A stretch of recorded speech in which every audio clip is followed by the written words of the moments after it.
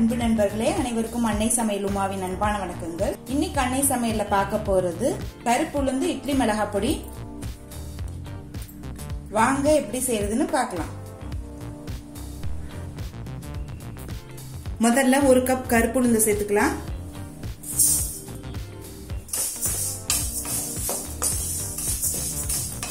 கருப்பு உளுந்த நல்ல கலர் மாறுற வரைக்கும் வறுத்துக்கலாங்க. நான் உடைச்ச கருப்பு உளுந்து எடுத்திருக்கேன். நீங்க விருப்பப்பட்டீங்கன்னா முழு கருப்பு உளுந்து கூட யூஸ் பண்ணலாம். கருப்பு உளுந்துல நிறைய சத்து இருக்குங்க. அடிக்கடி உளுந்தங்கஞ்சி எல்லாம் செய்ய முடியாதவங்களுக்கு இது மாதிரி பொடி அரைச்சு வச்சுக்கிட்டீங்கன்னா டெய்லி நம்ம சாப்பாட்டுல எடுத்துக்கலாம். உடம்புக்கு ரொம்ப நல்லது. வெள்ளை உளுந்து போட்டு இட்லி பொடி செய்யறதை விட கருப்பு உளுந்து போட்டு செஞ்சீங்கன்னா டேஸ்ட் ரொம்ப நல்லா இருக்கும். கருப்பு உளுந்து பாத்தீங்கன்னா நல்ல கலர் மாறிடுச்சுங்க. இப்ப இதை எடுத்து தனியா வச்சிடலாம்.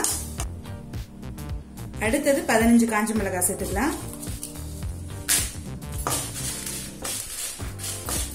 ஸ்லோலே வச்சு மிளகாய் தீயாத மாதிரி லேசா வறுத்துக்கோங்க. நான் 15 காஞ்ச மிளகாய் எடுத்திருக்கேன். நீங்க விருப்பப்பட்டீங்கன்னா கொஞ்சம் கம்மியா கூட போட்டுக்கலாம்.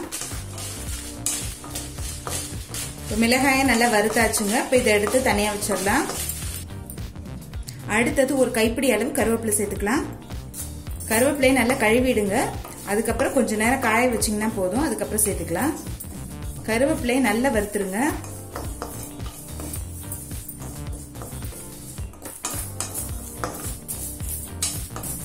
பாருங்க நல்லா முறுமுறுன்னு ஆயிடுச்சு. இது மாதிரி சத்தம் வரணும், அந்த அளவுக்கு வறுக்கணும். இப்ப இதை எடுத்து தனியா வச்சிடலாம். அடுத்தது ஒரு டீஸ்பூன் மிளகு சேர்த்துக்கலாம். 1 டீஸ்பூன் சீரகம். இட்லி பொடிக்கு மிளகு சீரகமும் போட்டீங்கன்னா டேஸ்ட் ரொம்ப நல்லா இருக்குங்க. நல்ல வாசனையாவும் இருக்கும்.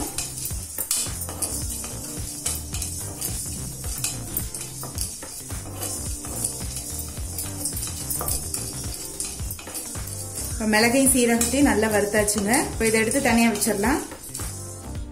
அடுத்தது 1/4 கப் கருப்பெள்ளு சேர்த்துக்கலாம்.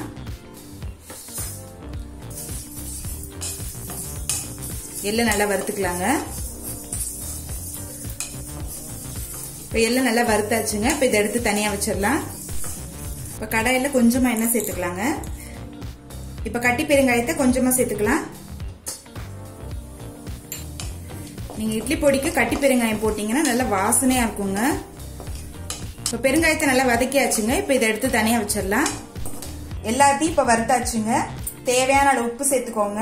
ஃபர்ஸ்ட் காஞ்ச மிளகாய் மிக்சியில அரைச்சுக்கலாம். அதுக்கப்புறம் மத்தது எல்லாத்தையும் சேர்த்து கொரகொரப்பா அரைச்சுக்கலாங்க. இப்ப சுவையான கருப்பு உளுந்து இட்லி மிளகாய் பொடி ரெடி ஆயிடுச்சுங்க. கருப்பு உளுந்து இட்லி மிளகாய் பொடியை ட்ரை பண்ணி பாருங்க. கண்டிப்பா உங்களுக்கே பிடிக்கும். ரெசிபி பிடிச்சிருந்ததுன்னா வீடியோவை லைக் பண்ணுங்க, கமெண்ட் பண்ணுங்க, ஷேர் பண்ணுங்க.